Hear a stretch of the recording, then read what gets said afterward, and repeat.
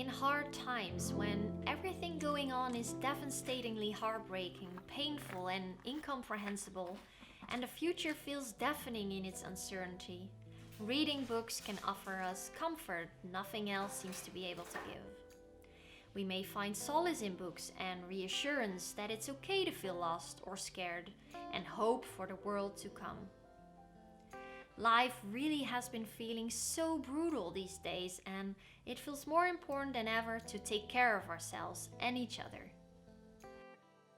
In more ways than one, reading is known to reduce stress, and reading about the stories of other people, real or fictional, challenges us to empathize and understand those from different cultures and backgrounds.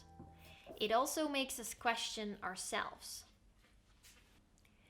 Reading teaches us not only about our common humanity, but also about the world and our role in it. We can turn to novels to transport ourselves to another world and get lost in a narrative so far from our own reality that it can feel like we live it ourselves. We can learn to understand other people's emotions better, and the different characters can make us feel understood. Nonfiction books can help us with developing a philosophy for our lives by offering strategies to organize our thoughts and infuse tranquility into our daily life. On the whole, books tell us that it's okay to be scared, to have complicated feelings, to feel a bit lost, and they remind us that we are human. Both nonfiction and fiction books have given me so much throughout my life, especially during times I need guidance with navigating my emotions. Over the years, I've tried to capture all the nuggets of wisdom in my notebooks so that I could turn to them when needed and share them with others. They have shaped me into who I am today and have presented me with different worldviews to be understanding of others. Since each person's taste is different, I'm reticent to give any book recommendations. I feel I could be of more value to you by sharing some encouraging passages from books that have been meaningful to me during uncertain times, which are hopefully of added value to you as well.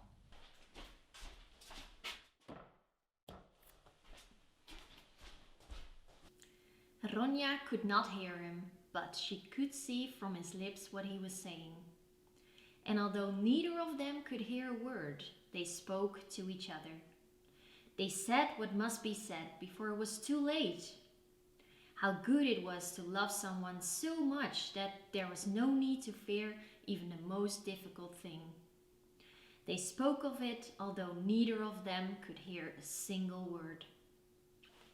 How I adored Ronia and the magical world she lived in when I was a little girl.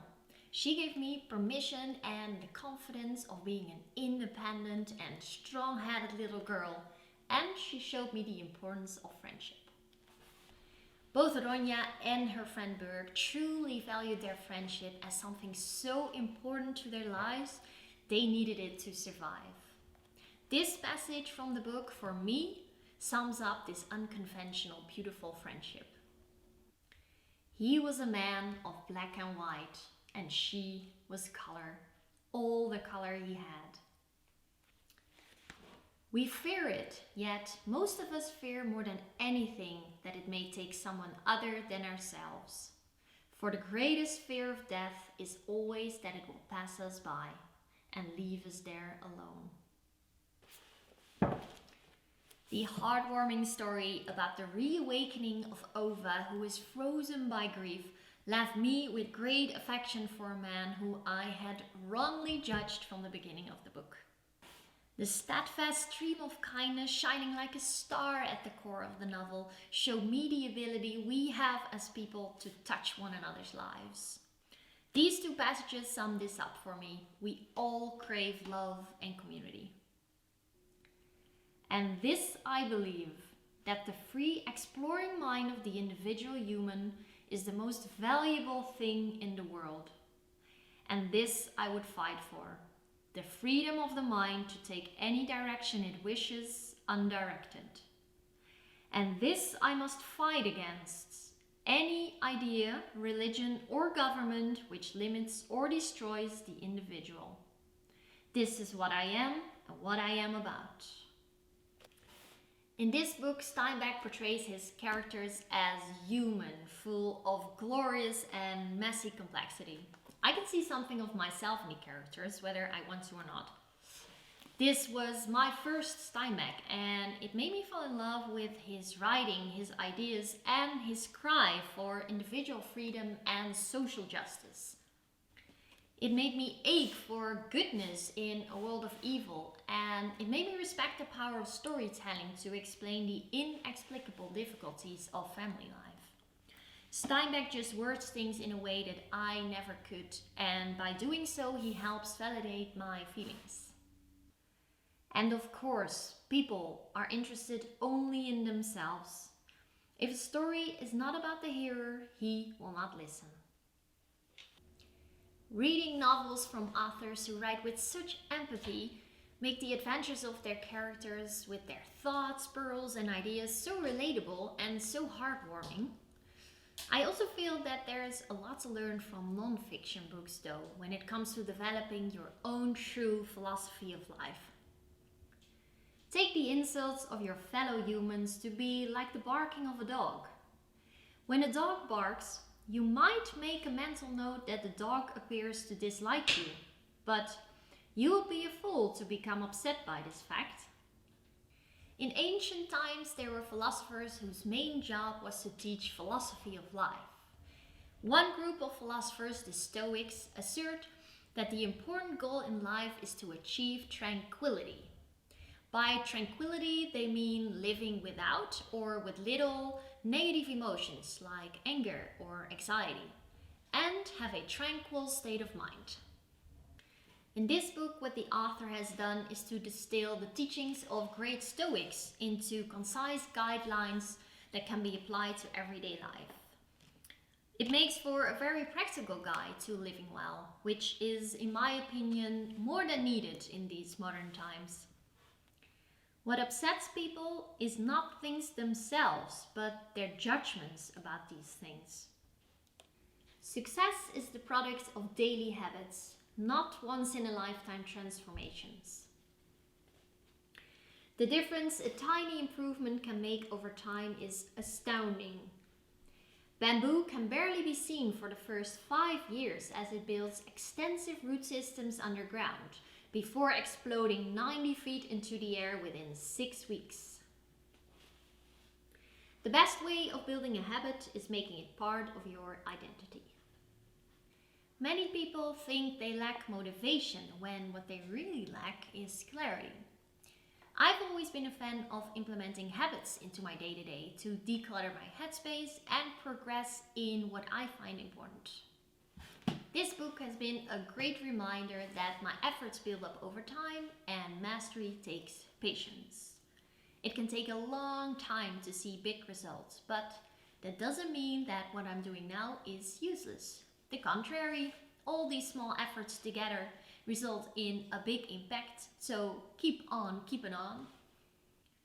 Most actions are a pursuit of emotions.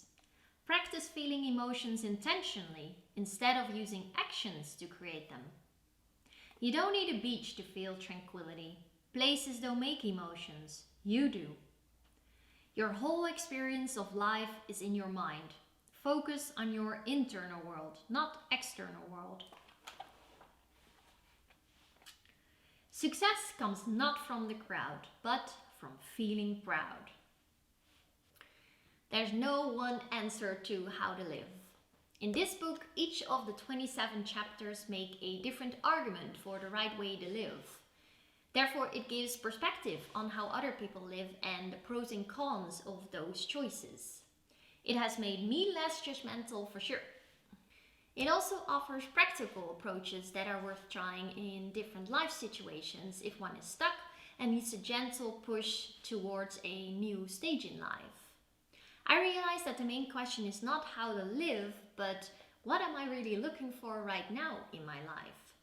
At different times in life, there are different ways to live. None of us is static. So it doesn't necessarily make sense for me to live the same way now as I did in the past.